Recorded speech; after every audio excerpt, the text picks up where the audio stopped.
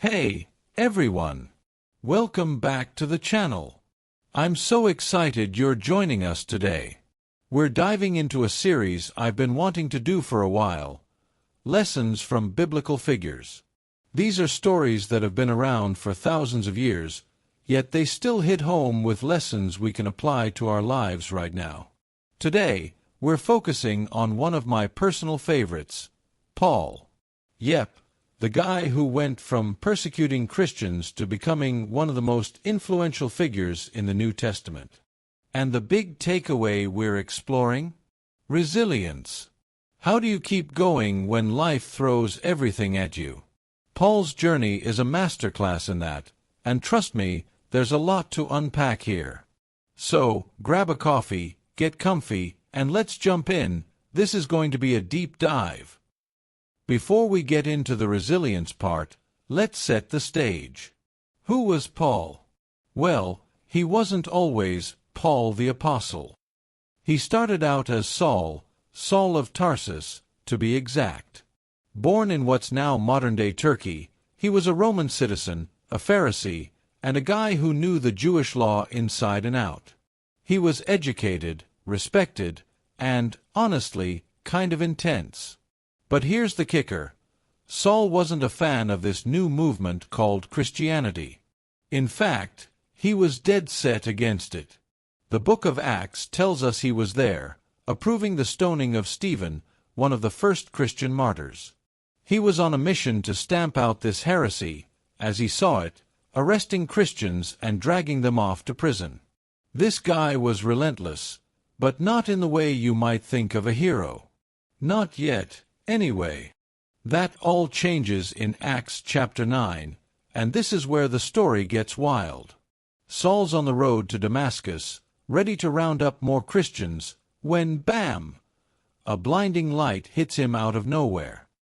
He falls to the ground, and a voice says, "Saul, Saul, why are you persecuting me?" Turns out, it's Jesus. Yeah, the risen Jesus, calling him out personally.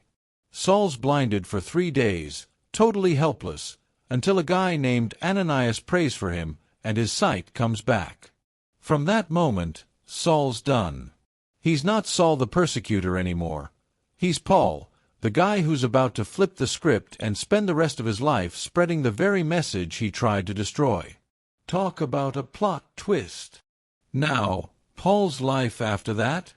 It's not a straight line to success. If you think becoming a Christian meant everything got easier for him, you're in for a surprise. Paul's journey is packed with highs and lows, shipwrecks, prison, beatings, you name it. But through it all, he shows us what resilience really looks like. So, let's break this down. We're going to walk through some key moments in his life and see how this guy kept bouncing back, no matter what came his way. And trust me, there's a lot to cover. Let's start with that Damascus Road moment. Imagine this. You're Saul. You're confident, you're in control, you've got a plan. Then, in an instant, everything you thought you knew gets turned upside down. That blinding light wasn't just a physical thing, it was a wake-up call. Jesus didn't just stop Saul in his tracks. He gave him a whole new direction. But here's the thing. Paul could have resisted. He could have said, "Nah, I'm good," and gone back to his old life once his sight returned. But he didn't. He surrendered. That's our first lesson in resilience from Paul. Sometimes, you've got to let go of what you think you know to step into something bigger. For Paul, surrendering didn't mean giving up. It meant giving in to a new purpose. He went from being a guy who controlled everything to someone who trusted God with everything. And that shift, it's what fueled his resilience for the rest of his life. Because let's be real, when you've got a purpose bigger than yourself, it's a lot easier to keep going when things get tough. After Damascus, Paul doesn't waste time. He starts preaching about Jesus almost immediately. Acts 9 says he went straight to the synagogues in Damascus, telling everyone that Jesus was the Son of God. The people are floored. "Isn't this the guy who was trying to kill us?" And pretty soon, the old guard he used to roll with starts plotting to take him out. Paul's first taste of trouble as a Christian comes fast. He has to escape Damascus by being lowered in a basket through a hole in the city wall. Picture that, the great Saul of Tarsus, sneaking out like a fugitive. If that's not a humbling start, I don't know what is. Think about that for a second. Paul's barely begun, and he's already got enemies. Resilience isn't just about enduring the big, dramatic moments. It's about those early tests, too.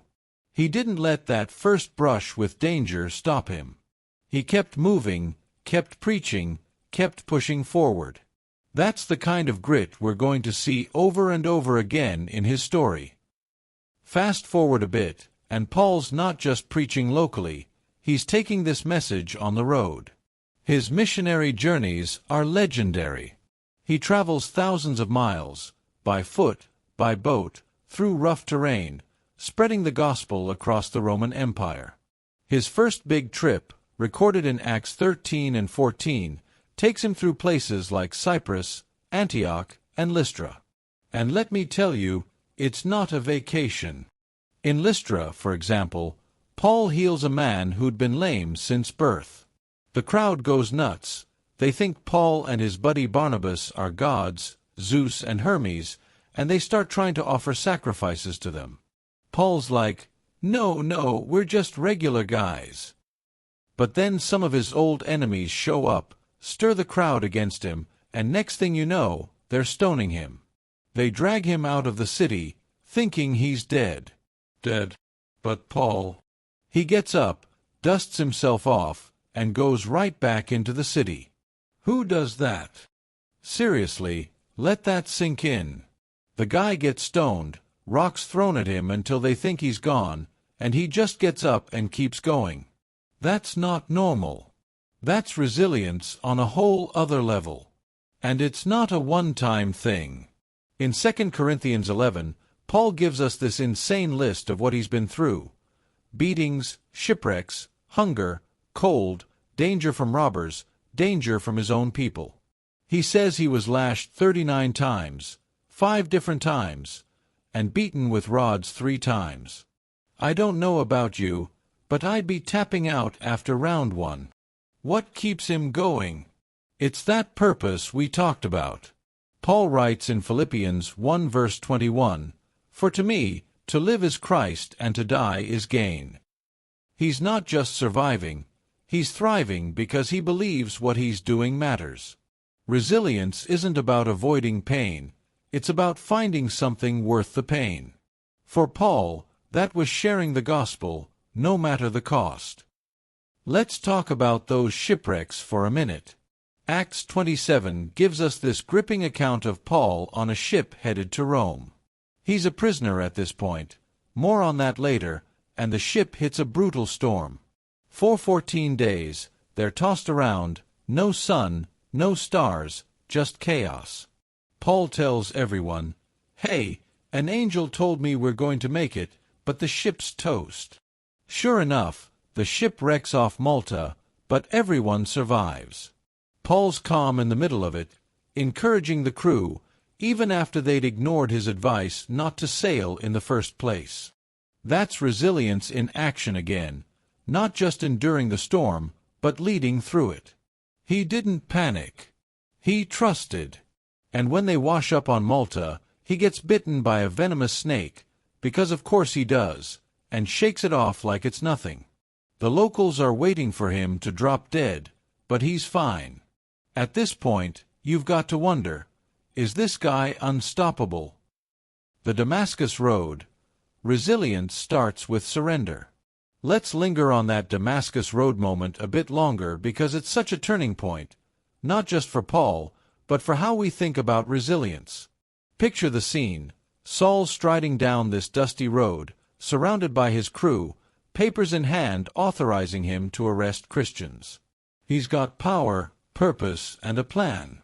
Then, out of nowhere, this blinding light hits. It's not a flicker, it's overwhelming, knocking him flat. The voice of Jesus cuts through. "Saul, Saul, why are you persecuting me?" And Saul's response?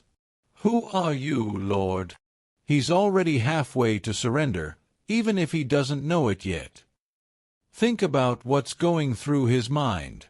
Everything he's built his life on, his status as a Pharisee, his zeal for the law, his identity as a defender of tradition, is crumbling.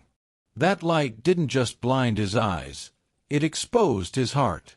And for 3 days, he's stuck in darkness, fasting, praying, wrestling with what just happened. Those 3 days are key.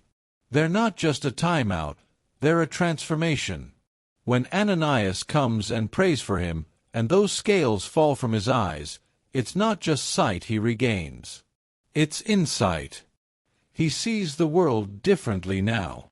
What's incredible is how fast he pivots. Acts 9 verse 20 says, "At once he began to preach in the synagogues that Jesus is the Son of God." At once. No hesitation. No, let me think about this for a year. He's all in. But that choice comes with a cost. The people he used to lead are now his enemies. The hunters become the hunted. That basket escape over the wall? It's not glamorous. It's gritty, desperate, and real. Yet Paul doesn't flinch. He's found something worth risking everything for. Let's unpack that resilience a bit more. Surrendering doesn't sound like strength, does it? We think of resilience as fighting, pushing, resisting. But for Paul, it starts with letting go. He lets go of pride, of control, of his old mission. And in that release, he finds a new kind of toughness. It's not about never falling. It's about what you do when you're down. For Paul, it was trusting that God had a plan, even when he couldn't see it. That's a lesson we can carry into our own lives. When everything's stripped away, your plans, your comfort, your certainty, what do you hold on to? Paul held on to faith, and it became his anchor. The missionary journeys, resilience through adversity. Let's zoom in on those missionary journeys because they're where Paul's resilience gets tested over and over. That first trip, Acts 13 and 14, starts with promise. He and Barnabas are sent out by the church in Antioch, filled with the Holy Spirit, ready to change the world. They hit Cyprus first, and things go well, until they run into a sorcerer named Elymas who tries to turn the local governor against them. Paul doesn't back down. He calls Elymas out, and the guy goes blind. The governor believes, and it's a win. But it's a sign of what's coming, opposition at every turn. Then they move to Pisidian Antioch, not the same Antioch they started from, mind you. There are a lot of Antiochs in the Bible. Here, Paul preaches a killer sermon in the synagogue, laying out how Jesus fulfills the promises of the Old Testament. The crowd loves it, so much that they beg him to come back the next week. But the religious leaders, not so much. They're jealous, they stir up trouble, and Paul and Barnabas get kicked out. Do they quit? Nope. They shake the dust off their feet, literally, as a symbolic "we're done here," and move on to Iconium. In Iconium, it's more of the same. They preach, people believe, but the opposition grows. This time, there's a plot to stone them, so they bolt to Lystra and Derbe. That's where the stoning happens, the one we talked about earlier. Let's slow down there because it's such a defining moment. Paul's healing this man, the crowd's calling him a god, and then it flips. His enemies from Antioch and Iconium show up, whip the crowd into a frenzy, and suddenly rocks are flying. They don't stop until they think he's dead. But Paul gets up. He doesn't crawl away, he goes back into the city. Then, the next day, he's off to Derbe to keep preaching. Can we just sit with that for a minute? Imagine the pain, the bruises, the exhaustion. Most of us would be done, physically, emotionally, spiritually. But Paul's resilience isn't just physical toughness. It's mental. It's spiritual. He's got this unshakable belief that God's with him. In 2 Timothy 4 verse 17, he writes about a later moment, saying, "The Lord stood at my side and gave me strength." That's what he's leaning on here. It's not about him being superhuman. It's about him tapping into something bigger. And the shipwrecks. Oh man, Acts 27 is like an action movie. Paul's a prisoner, headed to Rome to stand trial before Caesar. The ship's caught in this storm called a northeaster, and it's chaos. The crew's throwing cargo overboard, the passengers are starving, and hope's fading. Paul stands up and says, "Take courage. God told me we'll all survive, even if the ship doesn't." He's not the captain, not even a free man, but he's the one leading. When they crash on Malta, he's bitten by that snake, and the locals are like, "This guy's cursed." But he shakes it off, literally, and keeps going. It's almost comical how nothing stops him. Prison writings, resilience in chains. Prison could have been the end of Paul's story. By the time we get to Acts 28, he's in Rome, under house arrest, waiting for his fate.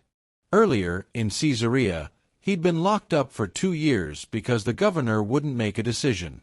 2 years. And yet, he's writing these letters, Ephesians, Philippians, Colossians, Philemon, that are full of life. Let's dig into Philippians because it's the standout. He's chained to a guard, probably in a cramped, dingy room, and he writes, "Rejoice in the Lord always." Not sometimes. Not when things get better. Always. How does he do that? He tells us, "I've learned to be content." That word, learned, is huge. Resilience isn't instant. It's a process. Paul didn't wake up one day okay with prison. He wrestled with it, leaned on God, and found peace. He says he's been in need and in plenty, hungry and fed, weak and strong, and through it all, he's found this secret: I can do all this through him who gives me strength. Those letters aren't just survival, they're triumph. Ephesians talks about God's cosmic plan, Colossians lifts up Christ as supreme, Philemon pleads for a runaway slave's freedom. Paul's not wasting away, he's building something eternal. His body's confined, but his spirit's free. That's resilience at its peak, not just enduring, but creating, inspiring, leading from the lowest point. Now, let's get to one of the toughest parts of Paul's story: prison. He spends years locked up, first in Jerusalem, then Caesarea, and finally Rome. You'd think that'd slow him down, right? Nope. Some of his most powerful writings, letters like Philippians, Ephesians, Colossians, come from behind bars. This is where we really see resilience shine. Take Philippians, for instance. Paul's in Rome, under house arrest, chained to a guard, waiting to find out if he's going to live or die. And what does he write? "Rejoice in the Lord always." I will say it again, rejoice. That's Philippians 4 verse 4. Rejoice. In chains. He goes on to say, "I've learned to be content whatever the circumstances. I know what it is to be in need, and I know what it is to have plenty. I've learned the secret of being content in any and every situation. I can do all this through him who gives me strength." That's verses 11 to 13. Contentment in prison. Strength in weakness. That's not just resilience, that's supernatural resilience. Paul's not pretending everything's fine. He's honest about the struggle, but he's found a way to rise above it. He's not defined by the chains. He's defined by his faith. And those letters, they're not just for the churches back then, they're for us, too. Imagine sitting in a cold, dark cell, not knowing if you'll ever get out, and still choosing to write words of hope.